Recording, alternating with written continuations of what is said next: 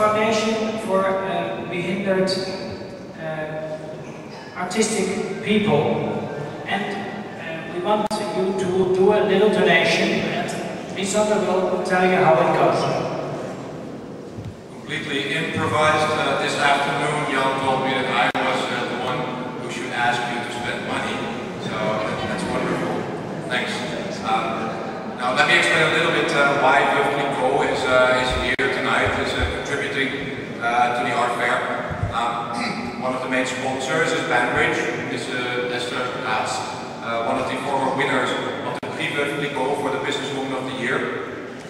Since 2 years, Veuve Clicquot, in selecting candidates and the winners of these Prix Veuve Clicquot, have a special interest in corporate social responsibility. So people who prove that they're not only successful in making a lot of money, but also are successful in implementing social programs to help people who need the help.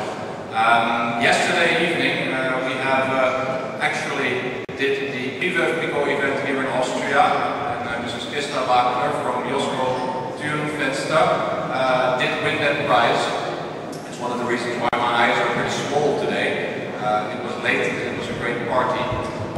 This corporate social responsibility, or social responsibility, is of course something that goes hand in hand with this Artfair. So, to make a very long story short, we would like to ask you, when the Spendenbox, wie das so schön heißt auf Deutsch, is passed, maybe you want to give a little bit to the Olaf Foundation, but it will not be for nothing.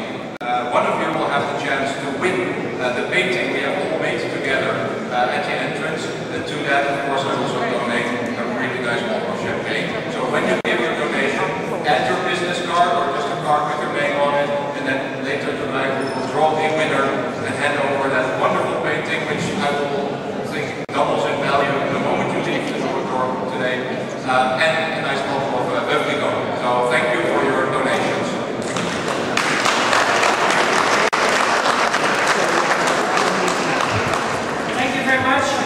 The outsider art is opened. We now do a real outsider art. We will have Phil Smith from New York to do his art live.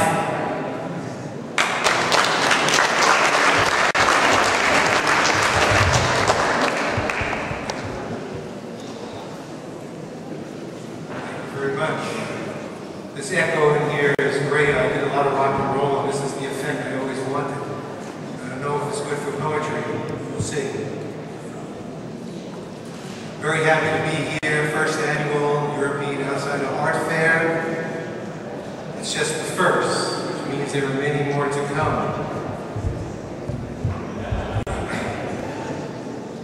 Among the things that I do in New York, I teach children art at a public school in New York. And when I give them a poetry assignment, someone always yells out, or if they're really correct, they raise their hand, but that's rare. Why are we doing poetry? This is an art class. And I always have to explain to them that poetry is art. And then I go on to explain to them that the real art is the way they live their life. That is the art.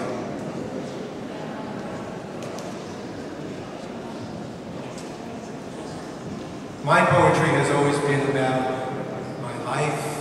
It's been kind of autobiographical. I always write in the moment, and the moment always includes the moment before and the moment that comes up.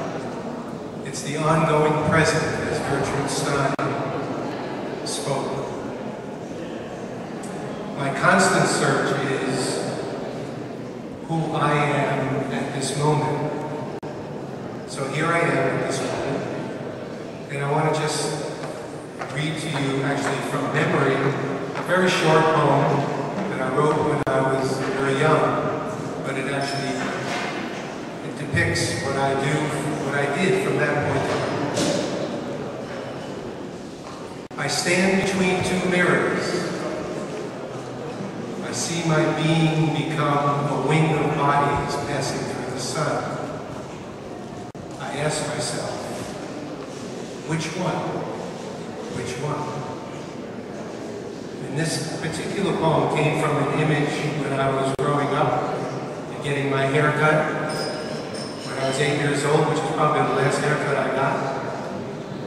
And I was in the barber's chair in Queens, New York, and there was a big mirror in front of me, and there was a big mirror behind me. And as I sat in the chair, I looked at myself in the mirror, and I saw myself go on into infinity in the back mirror. And from that point on, I realized that we do change constantly. We have periods, but then there's a comma, there's a pause, and then another period.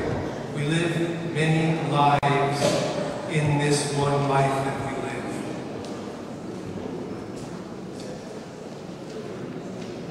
What I want to do is read to you a poem that I actually wrote and finished in New York just before I arrived here in Vienna. This is my first trip to Vienna. It's a beautiful city. I feel very at home here. The poem is called The Boundary Hunter.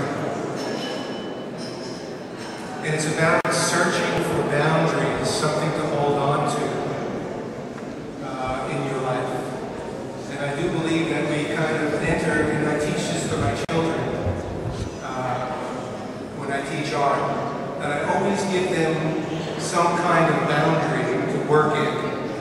And within that boundary, they can be as chaotic as they want.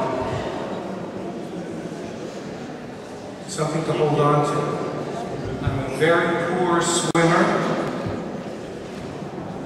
I love swimming in swimming pools because I have something to hold on to when I'm there. The boundary hunter.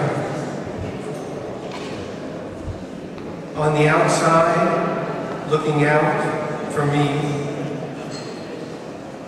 I spy, trying to find the one thing I have in common with myself. In the interim, the outer rim of the boundary of chaos scribbles a message to clean up the inner sanctum. It should rock with works of articulation, but today they sleep tucked into the bedrock of a dreamy bedroom. Suddenly I am here, where I am. Here, right here, deep inside the inner ear, where I am everywhere, receiving direction from the chaos of silent sounds.